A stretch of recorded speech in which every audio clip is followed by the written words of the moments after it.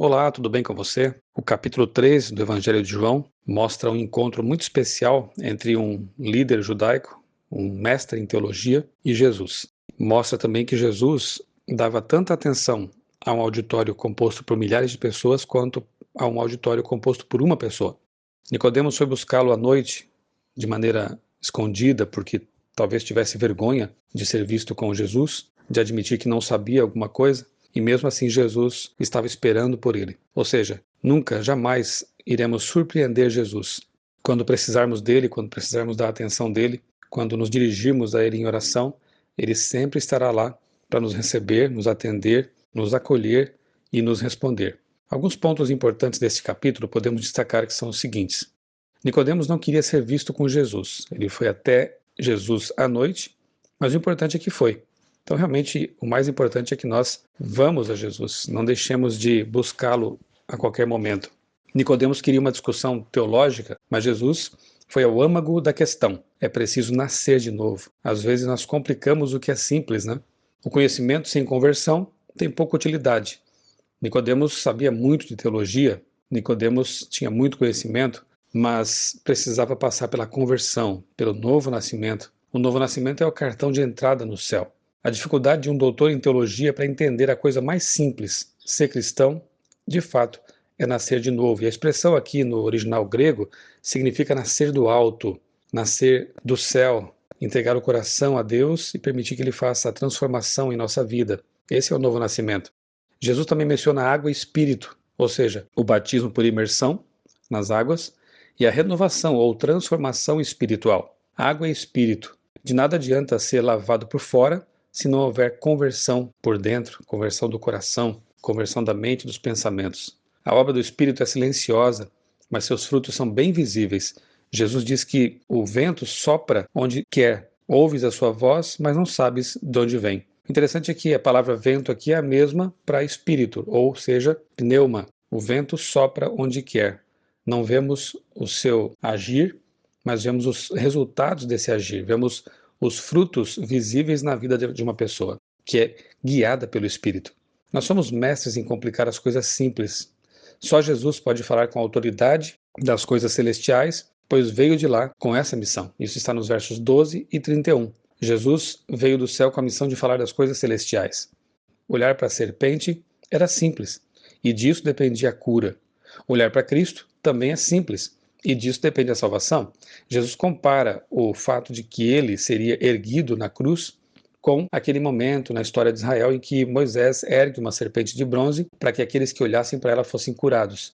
Era algo tão simples, bastava olhar para a serpente que representava o antídoto contra as serpentes venenosas. Algumas pessoas acharam uma solução tola e morreram envenenadas. Assim como alguns acham também simplório você ter que olhar para Jesus, aceitar Jesus como Salvador, mas essa é a solução que Deus proveu para o ser humano pecador. Aqueles que insistirem, como diz esse capítulo mesmo, aqueles que insistirem em não querer, não aceitar essa provisão do céu, infelizmente morrerão inoculadas pelo veneno do pecado. Serpentes picaram uma serpente, foi o antídoto. O pecado nos picou, Jesus se fez pecado como antídoto.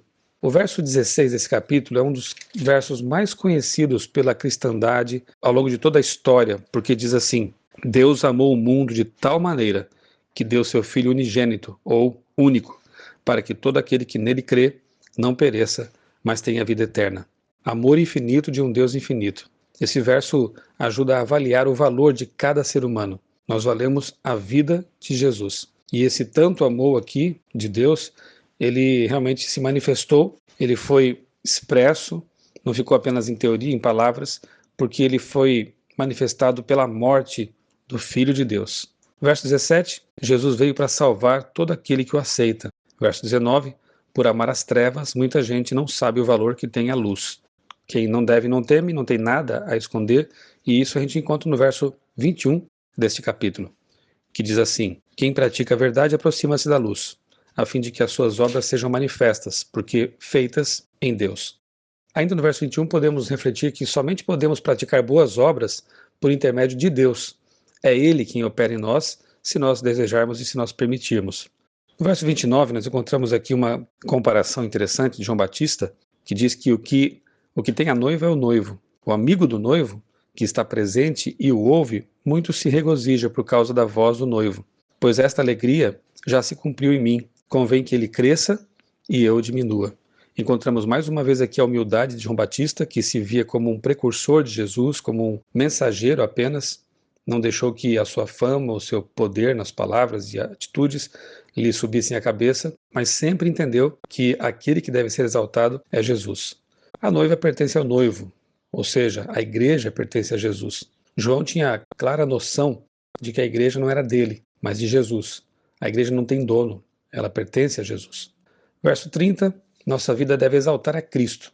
31, ele desceu, se fez homem, mas está acima de todos, porque ele é Deus.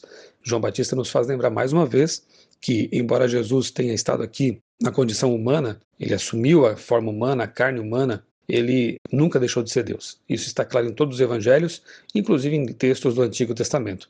Jesus era Deus em forma humana, 100% Deus, 100% humano.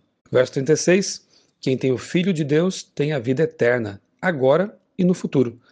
Nós podemos desfrutar desde já a certeza de que seremos imortais. Quando aceitamos a Cristo, recebemos como que o cheque pré-datado, porque a vida eterna passa a ser nossa. E aí, quando Cristo voltar e nos transformar, teremos um corpo glorioso, um corpo incorruptível e desfrutaremos de fato da vida eterna.